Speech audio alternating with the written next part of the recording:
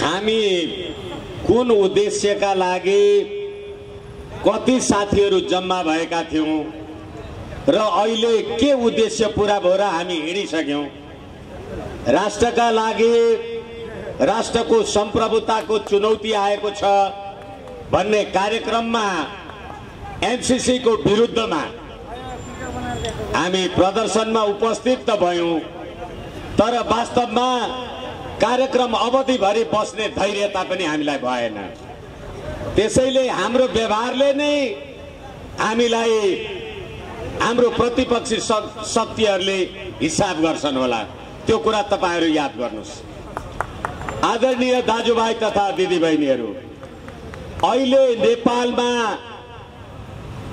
MCC भनेर भन्छन्, समय पनि छैन, वेदर पनि त्यति फेभरेबल बुझिराखेका छैन मैले, तैपनि के हो एमसीसी? सबैजना नो एमसीसी भन्दा भन्दै यो नेपाली भाषै बिर्से जस्तो लाग्न थाल्यो मलाई। एमसीसी भनेको मिलेनियम च्यालेन्ज कर्पोरेसन। म अंग्रेजीको जानकार मान्छे त होइन, तर मिलेनियम च्यालेन्ज कर्पोरेसन भनेको के हो? मिलेनियम च्यालेन्ज कर्पोरेसन भन्नाले शताब्दी चुनौतीको लागि सहकार्य। नेपाललाई, मैले मेरो कुरा तपाईहरुलाई कति भन्न जानेको छु, नेपाललाई यो शताब्दीमा संसारबाट के चुनौती छ? नेपाललाई त्यस्तो कुनै चुनौती छ? तपाईहरु राष्ट्रिय प्रजातन्त्र पार्टीको, हामी राष्ट्रिय प्रजातन्त्र पार्टीको कार्यकर्ता मात्रै होइन, त्यो भन्दा अगाडि हामी तमाम नेपाली भएर सोचौं। तपाई कांग्रेस, एमाले र माओवादी त्यही राज्य सत्ताको तलब र जागिर खाएका व्यक्तित्व सोच्नुस्, के हो मिलेनियम च्यालेन्ज?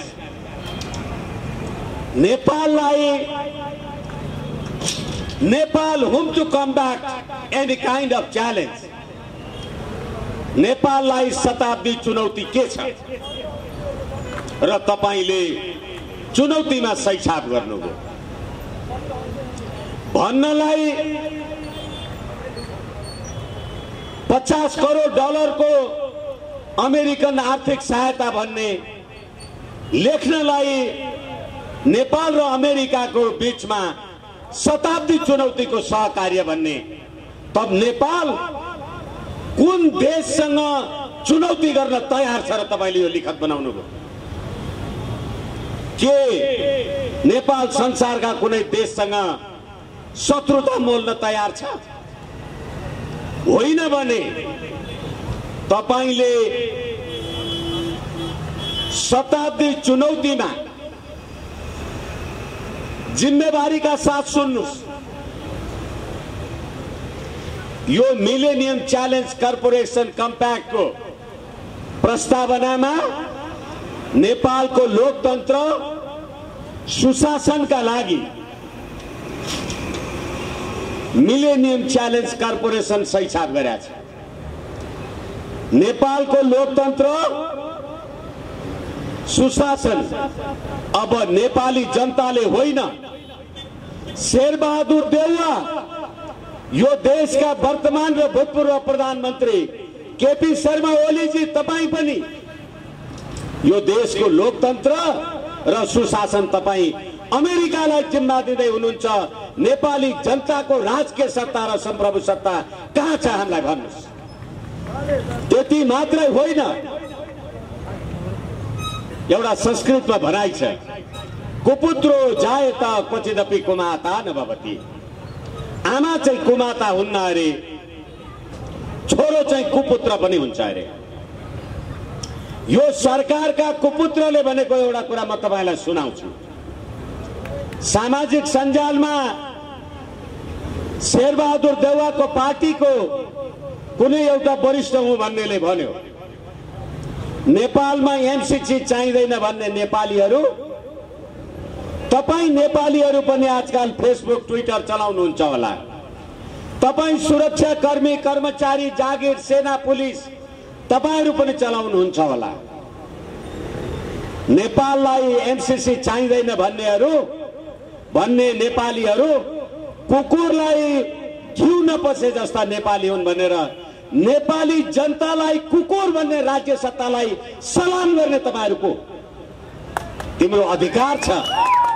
नेपाली जनतालाई कुकुर भन्ने, नेपाली जनताको राजकीय सत्ता, नेपाली जनताको संप्रभु सत्ता अमेरिकालाई जिम्मा बजायो भन्ने हिजो मात्रै तपाईहरुले सुन्नुभयो होला। यो देशको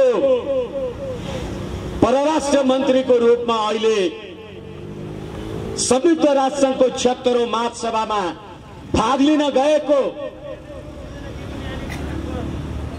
शेरबहादुर देउवाको पाल्तुले के भनेर पठायो, एमसीसी संशोधन हुन सक्दैन। अनि एमसीसी को बारेमा म मेरो चुनाव क्षेत्रमा गएर एमसीसी को पक्षमा कुरा गरे भने नेपाली जनताले मलाई कुटेर खेद्लान् भनेर भने हो कि होइन? अब भर्खरै आम संचारमा एउटा पत्रिकामा समाचार प्रकाशित भएको छ। समाचार होइन, एउटा आर्टिकल प्रकाशित भएको छ। त्यसमा चिनिया अवधारणालाई प्रस्तुत गर्दै के भनियो भने नेपालका प्रधानमन्त्री, मन्त्री, राजदूत, कर्मचारी र कारिन्दाहरू अमेरिकासँग बिक्न सक्छन्, तर फाटेमा सुमार आएर फर्किएपछि 3 करोड नेपाली जनतालाई कांग्रेस, एमाले, माओवादीको सरकारले किन्न सक्दैन र अमेरिका थर्केर गयो भनेर लेखेको छ। पढ्नु भएको छ? हेर्नु भएको छ? त्यसै एमसीसी के हो एमसीसी? अब नेपाल सरकारले 2078 भदौ 18 गते फातेमा सुमार एमसीसीलाई एउटा पत्र लेख्यो। त्यो प्रश्न पत्रको 11औं नम्बर मैले तपाईहरुलाई भन्दैछु, तपाईहरु पनि पढ्नुस्, हेर्नुस्। त्यसमा के लेखिएको छ भने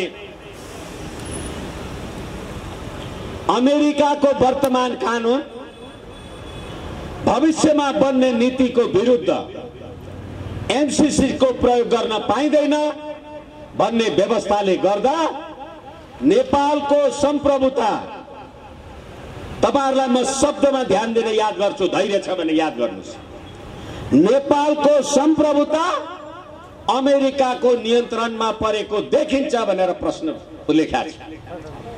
यो देशमा विक्रम सम्वत 1825 मा पृथ्वी नारायण शाहले यो मुलुक आर्जन गरेपछि फिरंगीहरू देशमा आए भने मुलुक समाप्त पार्नेछन् भनेको थियो। आज तपाईले यो देशको राज संस्था अन्त्य गरेको 15 वर्षमा एमसीसी मा सही छाप गरेर नेपालको संप्रभुता अमेरिकाको अन्तर्गत छ भनेर देश नष्ट गर्नुभयो। तपाई राष्ट्रवादी लाज छैन? यो देशको सेना प्रहरी भर्खरै प्रभुराम शर्मासँग भारतका राजदूत विनय मोहन क्वात्राले सैन्य निवासमा भेटे।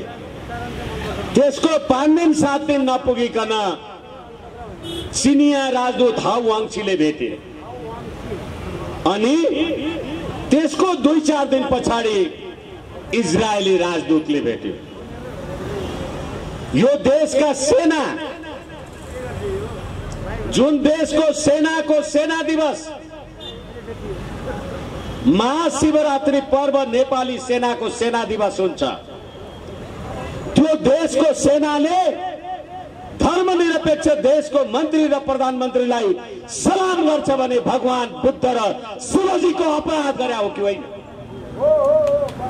होइन भने धर्मनिरपेक्ष देशको सेना महाशिवरात्रि जसको सेना दिवस हुन्छ त्यो देश धर्मनिरपेक्ष देश कसरी हुन्छ मलाई भन्नुस् त?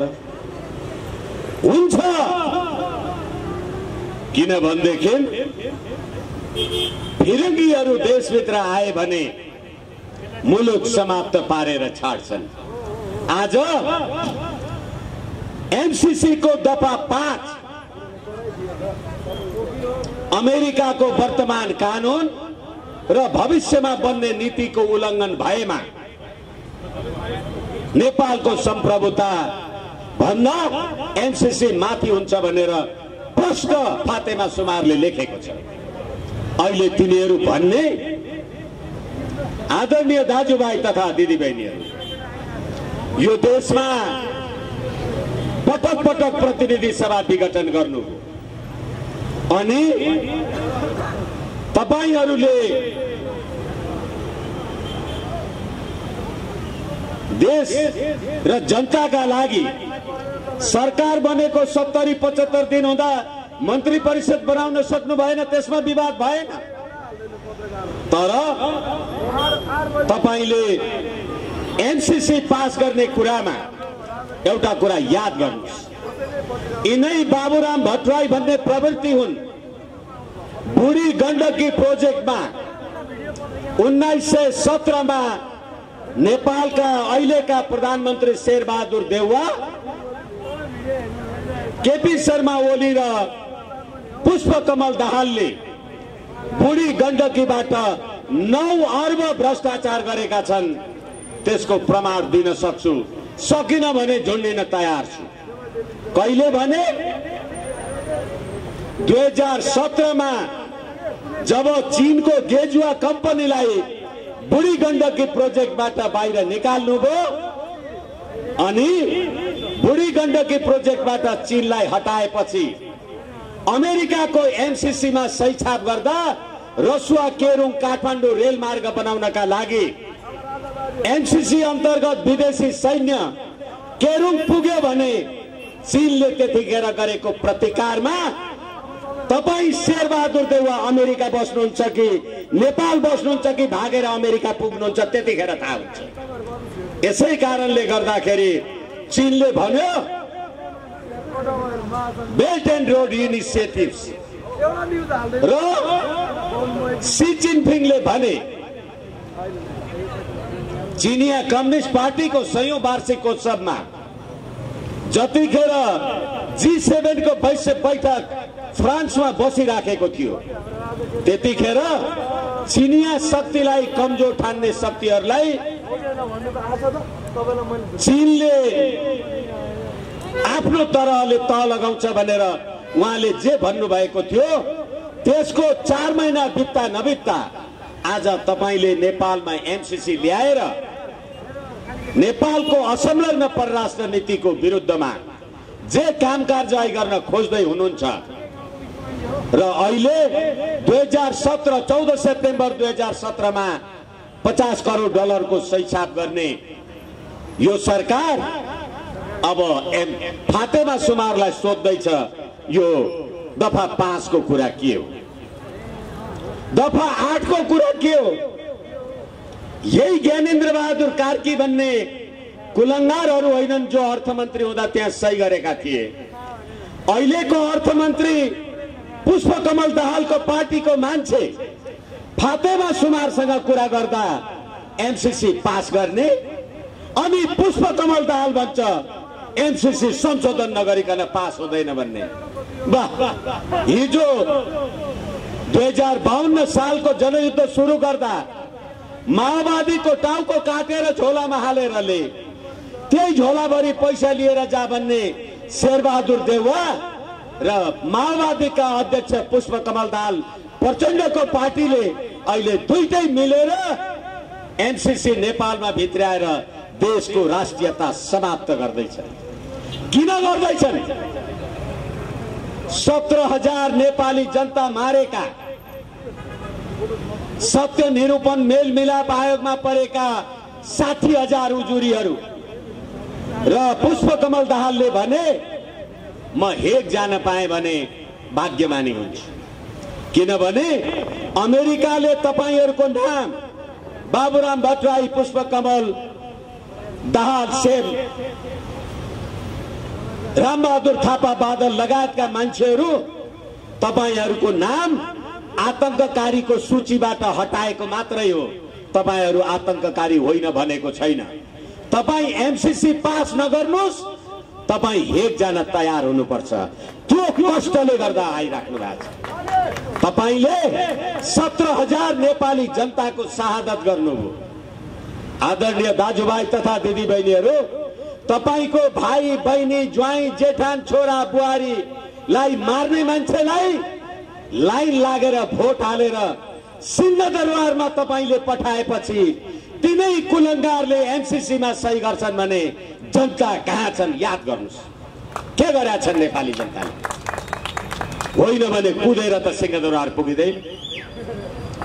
यो देशका पण्डितहरू, कुमारीको पूजा गर्ने यो देशका गुठीका नेवारहरू, म तपाईहरूलाई पनि भन्दैछु, युगौंदेखि चलेर आएको धर्म, संस्कृति, सभ्यता, गुठी, कुमारी जात्रा, हेर्नुहोस्, यो देशको राज संस्था भनेको जब पृथ्वीनारायण शाहले कीर्तिपुरमा आक्रमण गरेका थिए पहिलो पल्ट, कीर्तिपुरका नेवारी सेनाहरूले पृथ्वीनारायण शाहलाई मार्न लागेका थिए। त्यतिखेर उनीहरूले भने होइन, रैतीले राजा मार्नु हुँदैन, राजालाई मार्ने राजै हुनुपर्छ, त्यसकारण पृथ्वीनारायण शाहलाई नमार्नुस्। तपाईहरूले नमारेको कारणले गर्दा पृथ्वीनारायण शाहले कुमारीको ढोक गरेर, कुमारीलाई दर्शन गरेर यो देशको राष्ट्रिय एकता, अखण्डता त बचाए, तर मुलुकमा संघीय लोकतान्त्रिक धर्मनिरपेक्ष गणतन्त्र बनाउनका लागि 62-63 मा निरन्तर ढुङ्गा हानेर गणतन्त्र त ल्याउनु भयो, तर घरमा बसेको छोरी, भर्जिन मदर र लिभिङ टुगेदर, छोरीले नाति पाउनु भयो, ज्वाइँ देखाउनु पर्दैन, त्यो सभ्यता संस्कृति लिएर आउनु भयो। अनि तिनै गुठीका पूजा गर्ने नेवारहरू धर्मनिरपेक्ष नेतालाई भोट हालेर गुठी संस्थान जिन्दाबाद भनेर नारा लगाउँछन्। यसै कारणले गर्दाखेरि म एउटा कानुनको विद्यार्थी, मैले सम्मानित सर्वोच्च अदालतमा प्रतिनिधि सभा विघटनको मुद्दामा इजलास समक्ष भनेको छु, यो देशमा तपाईले बनाएको संविधानमा, तपाईले बनाएको प्रधान न्यायाधीश, प्रधानमन्त्रीको सिफारिसमा बनेको प्रधान न्यायाधीशले प्रधानमन्त्रीकै विरुद्धको मुद्दा हेर्न मिल्छ? उहाँहरूले त जवाब दिनु भएन। मैले भने मिल्छ। किनभने पद्धति नै त्यही बसाउनु भएको छ। यसै कारणले गर्दा गएको साउन 14 गते यो देशको प्रधान न्यायाधीश समक्ष, यो देशको सर्वोच्च अदालतको न्यायाधीशले अदालतमा भ्रष्टाचारी र अपराधीहरूको वर्चस्व छ भनेर प्रतिवेदन दिएको छ। अनि त्यही देशमा भ्रष्टाचारी विरुद्धको मुद्दा परेन, भ्रष्टाचार अन्त्य गर भनेर नारा लगाउनुहुन्छ सडकमा। सबै भ्रष्टाचारीलाई संविधानले बचाएर राखेको छ, भ्रष्टाचार कसरी अन्त्य हुन्छ? यसैले राष्ट्रिय प्रजातन्त्र पार्टीले संवैधानिक राज संस्था हिन्दू राष्ट्र र अखण्ड नेपाल भनेर हामीले जे भनेका थियौं, आज तपाईले पृथ्वीनारायण शाहको शालिगलाई लात्ताले हानेर लेनिन, माओ त्से-तुङ र स्टालिनको शालिगलाई पूजा गर्ने चरित्रलाई जसरी नेपाली जनताले विदेशी शक्तिको भरमा स्थापित गरे। त्यही विदेशी शक्तिको बलमा एमसीसी 2017 मा सही छाप भयो। त्यति सही छाप मात्रै भएन, फातेमा सुमारले अस्ति आएर भनिन् एमसीसी संशोधन हुँदैन, पास गर्नुहुन्छ यसै पास गर्नुहोस्, पास गर्नुहुन्न संशोधन हुँदैन। यदि पास गर्नु भएन भने संसारबाट आउने सम्पूर्ण सहायता अमेरिकाले रोकिदिन्छ। अब म गरिब छु, तपाई मलाई 10 रुपैयाँ दिइराख्नु भएको छ, म लिदिन भन्दैछु भने तपाई मलाई कोच्याइराख्नुहुन्छ भने त्यो सामरिक सुरक्षा अन्तर्गतको विषय होइन भने के हो? म तपाईलाई दुईवटा राजदूतको कथनलाई उदाहरणको रूपमा प्रस्तुत गर्न सक्दछु। भर्खरै फातेमा सुमार आउँदा तत्कालीन नेपालका लागि अमेरिकाका राजदूत शंकर शर्मा भन्ने एउटा मान्छेले भन्यो यो विशुद्ध आर्थिक सहयोग हो। त्यतिखेरै चीनका लागि नेपाली राजदूत टंक कार्की भन्ने अर्को मान्छेले भन्यो होइन, यो नेपालको सार्वभौम सत्ता भन्दा माथि छ, यो आईपीएस को इंटेग्रल पार्ट हो। अब भन्नुस् यो देशको दुईवटा देशका राजदूत, एउटाले भन्छ आईपीएस इंडो पैसिफिक स्ट्रेटेजी अंतर्गत हो, अर्कोले भन्छ यो विशुद्ध आर्थिक सहयोग हो। देश के गर्छ? मैले कहिलेकाहीँ भन्ने गरेको छु, अहिलेको धर्म परिवर्तनको विषयले, हालाकि राष्ट्रै परिवर्तन गर्ने होला यिनीहरूले। घरमा दुईटा छोरा छन्, बुढी आमा बिरामी भएर मरिन्, आमाको लास यहाँ ढलेको छ, बाबु एउटा कुर्सीमा बसेर सुख सुख रुँदैछ। धर्म परिवर्तन गर्यो, एउटा छोरो भन्छ आमालाई डराउनु पर्छ, अर्को छोरो भन्छ आमालाई गाड्नु पर्छ, बाबु रोइराखेको छ। देश कहाँ छ? तपाईको धर्म सभ्यता संस्कृति कहाँ गयो? कहाँ थियो बास अघि म को थिए, कसो हुँदा यो पिंजरा लिदो भए, कहाँ छ जानो कुन साथ लिकन, तलाई मालम छकियो कुरामा। आज हाम्रो राष्ट्रिय गान भनेर तपाईहरु जे गाउनुहुन्छ यो राष्ट्रघाती गान, सयौं थुङ्गा फूलका एउटै माला हामी नेपाली, सार्वभौम भई फैलिएका मेची महाकाली। अब तपाईको सार्वभौम सत्ता मेची र महाकालीमा टुङ्गियो अनि महाकाली पारी तुइन छुडाएर जयसिंह धामीलाई मार्यो भनेर नेपाली जनताले सडकमा नारा लगाए भनेर नरेन्द्र मोदीको पुतला जलाउँदा पुलिस आएर नेपाली जनतालाई कुट्छ र नरेन्द्र मोदी जिन्दाबाद भन्छ अनि त्यो सरकारलाई सलाम गर्छन् नेपाली जनता। यही होइन देश? यसको कुनै अर्को उपचार छ? त्यति मात्रै होइन, अहिले मेरो देशका सम्पूर्ण दाजुभाइ तथा दिदीबहिनीहरू, सुरक्षा निकायका मान्छेहरूलाई पनि अहिले होला कसैको नाउँ रामबहादुर होला, कोही कृष्णबहादुर होला, कोही हरिबहादुर होला, त्यो मेरो एउटा हवलदार भाइ किन त्यसको नाउँ कृष्णबहादुर भएको भने किन बा? घरमा आमा बुवाले एउटा छोरा पाए, पण्डितजीलाई बोलाएर ल्याउँदा यसलाई कृष्णै भन्नु भने आउँदा कृष्णै भएको त हो नि, विष्णु भन्नु भएको विष्णै हुन्थ्यो। यो कहाँबाट आयो भने जन्मने जायते शूद्रो संस्कार दुजो उच्चते, वेद पठेत भवेत विप्र ब्रह्म जानोति ब्राह्मण। त्यसैले संस्कारले, जुन संस्कारले तिमी नेपाली भयो, जुन संस्कारले तिम्रो नाम रह्यो, तिम्रो प्रतिष्ठा रह्यो, तिम्रो इज्जत रह्यो, तर त्यही संस्कार समाप्त गर्ने संविधानलाई सलाम गर्नुको अर्थ छैन, जरुरी छैन। यसै कारणले गर्दा यो एमसीसी नेपालको राष्ट्र, राष्ट्रियता, राष्ट्रिय एकता, समृद्धि, समुन्नतिलाई समाप्त गर्ने यो क्रियाको लागि नेपाली जनताको क्रियाशील जागरुकतामा हामीले यसलाई तिरस्कार गर्नुपर्छ र नेपाली जनता आफै स्वाभिमानमा उभिनुपर्छ।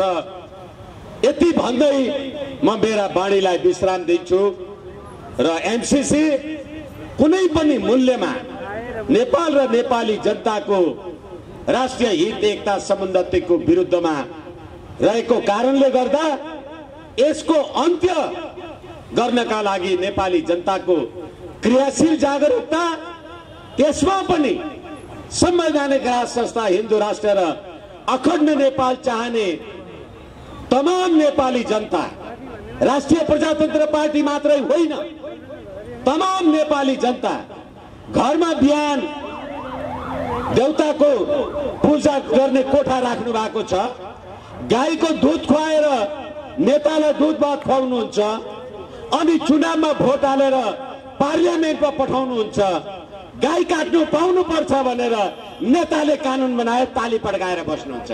नेपाली जनता याद गर्नुस्। यस कारणले गर्दा तपाईलाई भोक लागेछ, मैले भात खाएर हुँदैन। हाम्रो संस्कृति बचाउन हामी सबै लागौं। एमसीसी मुर्दाबाद। धन्यवाद।